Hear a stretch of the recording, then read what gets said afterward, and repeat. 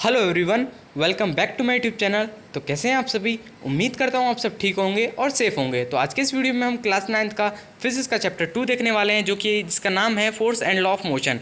हमने chapter first पहले ही already बना दिया है। यहाँ पे आई का आइकन आपको दिख रहा होगा, वहाँ पर जाकर आप विजिट कर सकते हैं और हमारा चैप्टर फर्स्ट देख सकते हैं। फिजिक्स का जो क्लास 9th का चैप्टर फर्स्ट है आपका, जो कि है मोशन, उसका हमने न्यूमेरिकल पार्ट और उसका थ्योरेटिकल पार्ट सब बना दिया है। तो हम इस वीडियो को स्टार्ट करते हैं। अब देखिए फोर्स क्या होता है, व्हाट इज फोर्स। इंट्रोडक्शन देखिए इस फोर्स का। A force is an effort that changes the state of an object the rest और एट मोशन। अब फोर्स ऐसी एक ऐसी चीज़ है जो ऑब्जेक्ट रेस्ट पर है उसको मोशन में कर देती है। यानी कि ऑब्जेक्ट को, मतलब एक ऑब्जेक्ट है उसको रेस्ट पर है और उसको चेंज कर देती है किसमें, मोशन में। It can change object direction और वेलोसिटी। ये वेलोसिटी की जो उस ऑब्जेक्ट की डायरेक्शन है उसको भी चेंज कर देती है और उसकी वेलोसिटी को भी चेंज कर देती है। क्या है, ऐसी चीज़ है, फोर्स है। Force can also change the shape of an object, और फोर्स है उसकी ऑब्जेक्ट की शेप भी चेंज कर देती है। ठीक है, मैं होप करता हूँ आपको समझ आ रहा होगा। यहाँ पे एक एग्जांपल देख लीजिए, एक बॉल है, एक जो बच्चा है वो यहाँ से क्या कर रहा है, इसको ढकेल रहा है, एक बच्चा यहाँ से ढकेल रहा है, यानी कि उसकी वेलोसिटी भी चेंज हो जाएगी। ठीक है, इसकी डायरेक्शन भी चेंज हो जाएगी। ठीक है, और ये मोशन में हो जाएगा। अब ये जो दो बॉयज़ हैं, ये यहाँ से एक इसको रॉप को खींच रहा है, एक इसको खींच रहा है। तो यहाँ से क्या है, इस रॉप की जो है उसकी जो डायरेक्शन है वो भी चेंज हो रही है। ठीक है, ये इधर खींच रहा है तो उसकी डायरेक्शन कहीं और है, ये इधर जाएगा, थोड़ा सा धक्का मुक्की करेंगे तो उससे उसकी जो वेलोसिटी है वो भी चेंज हो रही है। ठीक है, मैं होप करता हूँ इतना समझ आ रहा हो। अब बढ़ते हैं आगे बैलेंस एंड अनबैलेंस फोर्सेज की ओर। बैलेंस फोर्सेज क्या होते हैं? When balance forces are applied to an object there will be no net effective force acting on the object. Balance force do not cause a change in motion. अब balance force क्या होता है? Balance force ऐसी एक force है जो एक object पर अप्लाई की जाती है। ठीक है, अब ऑब्जेक्ट पर कैसे अप्लाई किया जाती है देखो, उस पर कोई इफेक्ट ही नहीं पड़ता। सपोज करिए कुछ उस पर इफेक्ट ही नहीं पड़ता और ये बैलेंस फोर्स रहती है, उसका कोई ना ही वो मोशन में होती है ना ही किसी में होती है। ठीक है, इस बात को अब इससे समझिएगा।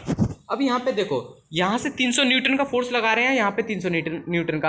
अब उस रॉप की तो कुछ चेंज ही नहीं होगा, वो रॉप यहीं की यहीं रहेगी। क्योंकि देखो, इधर से प्लस में लगा, इधर से माइनस में लगा, तो जीरो हो जाएगा। -300 इधर से लग रहा है और +300 इधर से लग रहा है। ठीक है, तो क्या हो जाएगा, जीरो हो जाएगा। मैं होप करता हूँ इतना समझ आ रहा होगा। अब अनबैलेंस समझ लिए। Unbalance force acting of an object changes its speed, direction, motion, it moves in the direction force. इसमें इसका उल्टा होता है। इसमें क्या होता है कि इसकी जो डायरेक्शन है वो चेंज हो जाती है।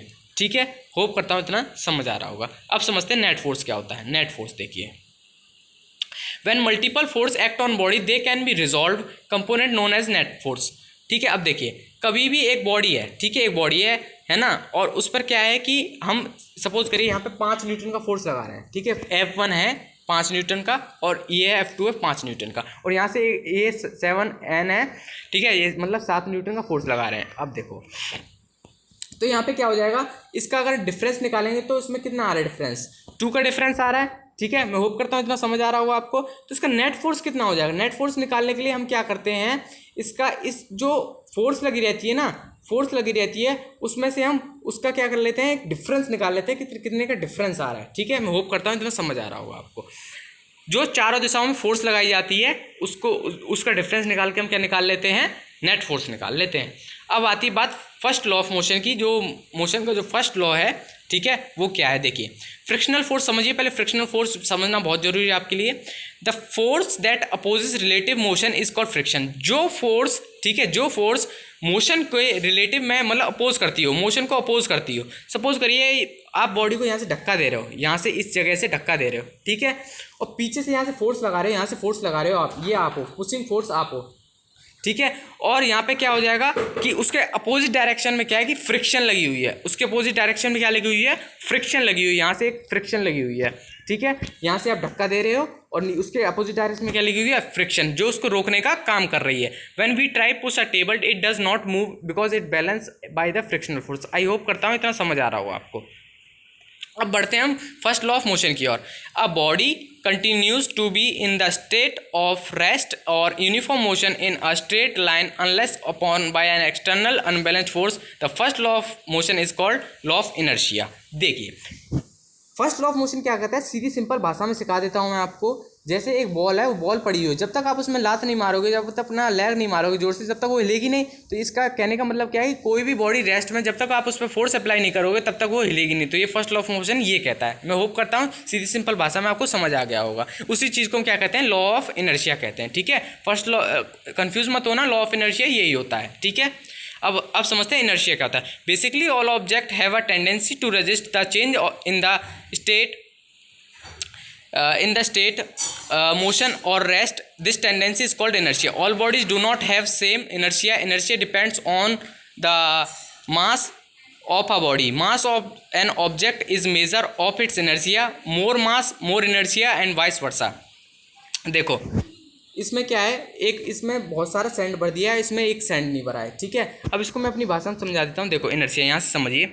एक यहाँ पे एक कप ले लीजिए, उसके ऊपर क्या रखिए, एक कार्डबोर्ड रख लीजिए, और यहाँ पे रख लीजिए क्या, एक बॉक्स रख लीजिए। बॉक्स में छोटी छोटी बॉल्स डाल लीजिए। जब तक आप उस पर अपना फोर्स अप्लाई नहीं करोगे तब तक वो गिरेंगी नहीं। ठीक है, तो इनर्शिया क्या कहता है, इनर्शिया ये कहता है कि जो मास ऑफ ऑब्जेक्ट है, जो मास ऑफ ऑब्जेक्ट है ना, वो डिपेंड करता है किस पर डिपेंड करता है, मास ऑफ बॉडी पर। ठीक है, डिपेंड किस पर करता है, मास ऑफ बॉडी पर। अगर मोर मास होगा तो मोर इनर्शिया होगा। ठीक है, ये बात ध्यान रखना, अगर मास ज़्यादा है तो उसका इनर्शिया भी ज़्यादा है। ठीक है, उसका वाइस वर्सा यानी उसका उल्टा होता है। ठीक है, समझ आ रहा है, मैं होप करता हूँ समझ आ रहा होगा। कम होगा, अगर उसमें कम मास होगा तो इनर्शिया भी कम होगा। सेकंड लॉ ऑफ मोशन क्या होता है ये देखिए। पहले मोमेंटम समझाता हूँ। अभी समझाया था frictional force first law of motion की वजह से। ठीक है, अब सेकंड पर क्या है, मोमेंटम। मोमेंटम क्या होता है, impact produce by object depends on their mass and velocity. The momentum of object is defined a product of mass and velocity. Momentum क्या होता है, m इंटू वी यानी मास इंटू वेलोसिटी। मोमेंटम क्या होता है, कोई भी ऑब्जेक्ट पर मास और वेलोसिटी जब हम अप्लाई करते हैं तो उसको क्या कहते हैं हम, मोमेंटम। मोमेंटम हमेशा ध्यान रखिएगा एक वेक्टर क्वांटिटी होती है। क्या होती है, वेक्टर क्वांटिटी। ठीक है, उसकी जो डायरेक्शन है और मैग्नीट्यूड है वो क्या होती है, वेक्टर क्वांटिटी में होती है। मैं होप करता हूँ ये आपको समझ आ रहा होगा। यहाँ से एक एग्जाम्पल दे देता हूँ आपको। यहाँ से देखिए, एक कार दिख रही है आपको, ठीक है, और यहाँ से एक कार दिख रही है। तो मोमेंटम क्या होता है, मास इंटू वेलोसिटी, यानी कि उस पर सपोज करिए इसका मास और इसका मास। अब जो ये गाड़ी है, उस गाड़ी को, हल्की फुल्की गाड़ी को गिरते हुए जाएगी। मैं होप करता हूँ ये समझ आ रहा होगा आपको। मैं होप कर रहा हूँ आपको ये समझ आ रहा होगा। ठीक है, ये कमज़ोर गाड़ी है और ये बड़ी गाड़ी, तो इसको ढकेल तो जाएगी, यानी इस पर मास और वेलोसिटी दोनों लगेंगी। ठीक है, मोमेंटम ज़्यादा, मास ज़्यादा, वेलोसिटी ज़्यादा। ठीक है, यहाँ पे मैंने साइन लगा दिया आपका। ठीक है, अब सेकंड लॉ ऑफ मोशन क्या कहता है, the rate of change of momentum of an object is directly proportional to the applied unbalanced force. अब देखिए सेकंड लॉ ऑफ मोशन क्या होता है, second of law of motion क्या होता है, जो मोमेंटम का जब चेंज होता है, मोमेंटम जो देखो, मोमेंटम क्या है, डायरेक्टली प्रोपोर्शनल किसके है, जो मतलब अप्लाइड कर रहे हैं उस पर, अनबैलेंस्ड फोर्स अप्लाइड कर रहे हैं। ठीक है, उसके डायरेक्टली प्रोपोर्शनल रहता है। ये सेकंड लॉ ऑफ मोशन ने हमें दिया है। तो यहाँ पे देखिए, सीधी सिंपल बात है, ऊपर वाला मत देखना, यहाँ पे देखिए एफ क्या होता है, मास इंटू एक्सेलरेशन के जो कि क्या रहता है, ये क्या रहता है, डायरेक्टली प्रोपोर्शनल रहता है। ठीक है, अब डायरेक्टली प्रोपोर्शनल का साइन हटाएंगे तो यहाँ पे एक कांस्टेंट आ जाएगा, के कांस्टेंट लगा देते हैं हम। कभी भी डायरेक्टली प्रोपोर्शनल का साइन हटाते हैं फिजिक्स में तो के कांस्टेंट यहाँ पे पुट कर देते हैं। ठीक है, तो फोर्स इक्वल टू क्या हो जाएगा, मास इंटू एक्सेलरेशन। मैं होप करता हूँ समझ आ रहा होगा। For 1 unit of force on 1 kilo mass with the acceleration 1 metre per second square, the value of K equal to 1। वहाँ पे वैल्यू क्या होगी, के इक्वल टू 1 होगी। तो उसको क्या कहते हैं, force equal to mass into acceleration. ये हमेशा याद रखना, फोर्स कभी भी निकालना तो मास इंटू एक्सेलरेशन से आप निकाल सकते हैं। ये आपके न्यूमेरिकल में बहुत काम आने वाला है, ये वाला फॉर्मूला याद रखना प्लीज़। कंजर्वेशन ऑफ मोमेंटम निकालते हैं। कंजर्वेशन ऑफ मोमेंटम क्या होता है, कॉन्सेप्ट ऑफ सिस्टम समझिए पहले। देखो कॉन्सेप्ट सिस्टम क्या है, the part of the universe chosen analysis is called system. जो हमारा यूनिवर्स में जो पार्ट चुना गया है, एनालिसिस किया गया है, उसको क्या कहते हैं, हम सिस्टम कहते हैं। अब एवरीथिंग, अब जो भी कोई चीज़ बाहर में, जो कोई भी चीज़ आप बाहर देखते हो तो वो क्या होता है, एक इन्वायरमेंट होता है। तो इसका एक एग्जाम्पल देता हूँ, क्या है देखो, एक कार है, a car moving with constant velocity. एक कार है जो वे कॉन्स्टेंट वेलोसिटी सीधे चल रही है, एकदम सीधी वेलोसिटी से चल रही है। All the force within the car internal forces और forces acting on a car environment external forces like friction. देखो मैंने अभी समझाया था, एक साइड से जब एक साइड से आप सपोज करिए, एक साइड से आप क्या लगा रहे हो, फोर्स लगा रहे हो। ठीक है, एक साइड से क्या लगा रहे हो, एक साइड से आप क्या लगा रहे हो, फोर्स लगा रहे हो। यहाँ पे देखिए एक ऑब्जेक्ट है ऐसे, ठीक है, एक साइड से आप फोर्स लगा रहे हैं तो उसके अपोजिट डायरेक्शन में क्या है, फ्रिक्शन है। ये बात ध्यान रखना हमेशा। ठीक है, एक साइड पे आप फोर्स अप्लाई कर रहे हो, यहाँ से फोर्स अप्लाई कर रहे हो, ठीक है, यहाँ से फोर्स अप्लाई की, साइड में अपोजिट डायरेक्शन में क्या है, फ्रिक्शन, जो उसको रोकने का काम करता है। ये रेजिस्टेंस करता है, रेजिस्ट करता है उसको, ठीक है, फोर्स को। मैं होप करता हूँ समझ आ रहा होगा आपको। यही इसमें कहने का मेरा मेन मोटिव था।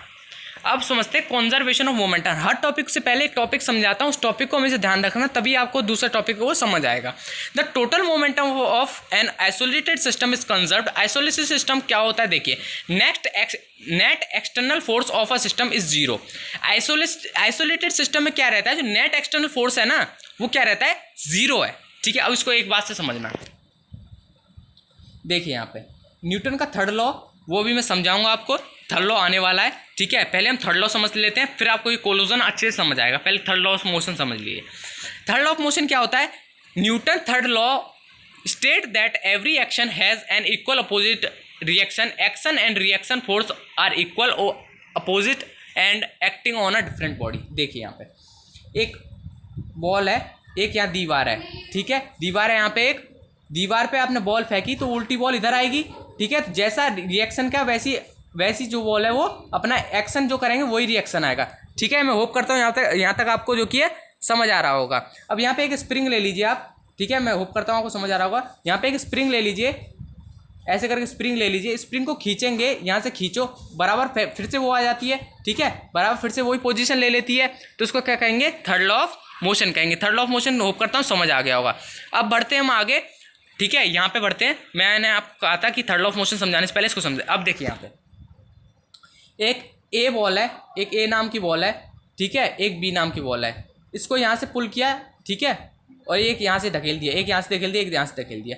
बीच में क्या करो, एक और बॉल रखो, इस पर टकराएगी तो फिर से वो यहाँ आ जाएगी, फिर से वो यहाँ आ जाएगी, दोनों में कोलोजन हो जाएगा। देखिए ए बॉल है, बी बॉल से टकराएगी, दोनों वापस आ जाएंगी ना। फिर से ए बॉल है, बी बॉल से टकराएगी, दोनों वापस आ जाएंगी। तो ये क्या है, थर्ड लॉ ऑफ मोशन कहता है। अब यहाँ पे ये क्या कह रहा है, सुनिएगा।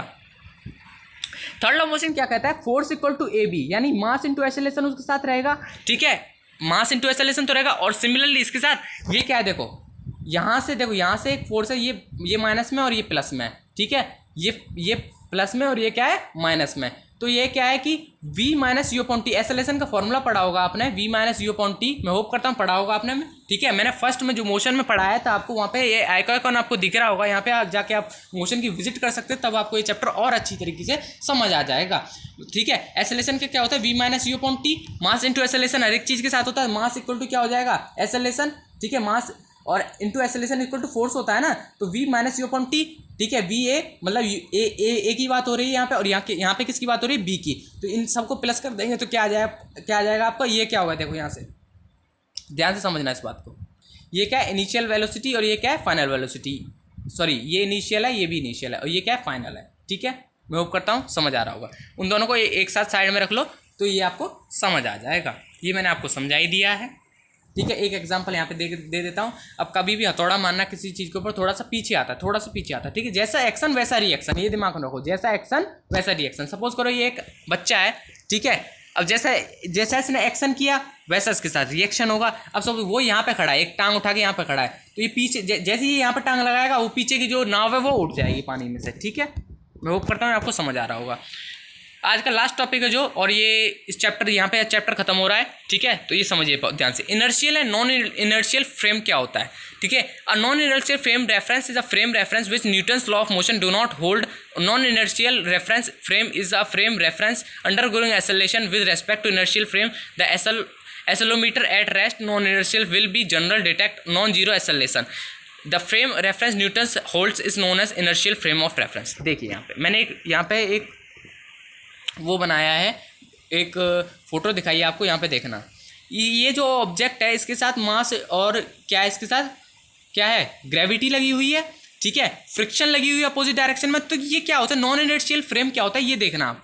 नॉन इनर्शियल फ्रेम वो होता है जो एक्सेलोमीटर सपोज करो ये है, एक्सेलोमीटर क्या है, ये एक ऑब्जेक्ट है। ठीक है, और ये नॉन इनर्शियल फोर्स ऑब्जर्वर लगा हुआ है, ऑब्जर्वर के बीच में रख दिया गया। ठीक है, एक्सेलोमीटर पे। अब अगर उस पर कोई फोर्स नहीं लगेगा तो नॉन जीरो एक्सेलरेशन दिखाएगा, यानी उस पर कोई फोर्स नहीं लग रहा, ना उस पर क्या लग रहा है, कोई एक्सेलरेशन। मैंने अभी सिखाया था फोर्स इंटू, देखना, फोर्स इक्वल टू क्या होता है, मास इंटू एक्सेलरेशन। एक्सेलरेशन नहीं लगेगा, मास तो है, एक्सेलरेशन नहीं लगेगा, तो फोर्स में कोई फर्क तो पड़ेगा नहीं पड़ेगा ना। तो वो क्या है कि नॉन इनर्शियल फ्रेम है वो कुछ नहीं दिखाएगा। इनर्शियल फ्रेम वो होता है जिस पर कोई फोर्स दिख रहा हो और एक्सेलरोमीटर वहाँ पे एक्सेलरेशन को शो कर दे। नॉन इनर्शियल फ्रेम होता है जो उस पर फोर्स लग रहा हो और वो कुछ शो ना करे। मैं होप करता हूँ आपको ये चैप्टर समझ आ गया होगा। उम्मीद करता हूँ आप इस वीडियो को शेयर करोगे, लाइक करोगे, ठीक है। फ्रेंड्स के साथ ज़रूर शेयर करना दोस्तों, ठीक है। और मैं नेक्स्ट फिजिक्स के चैप्टर के साथ और नेक्स्ट वीडियो के साथ ज़रूर मिलता हूँ। तब तक के लिए गुड बाय दोस्तों।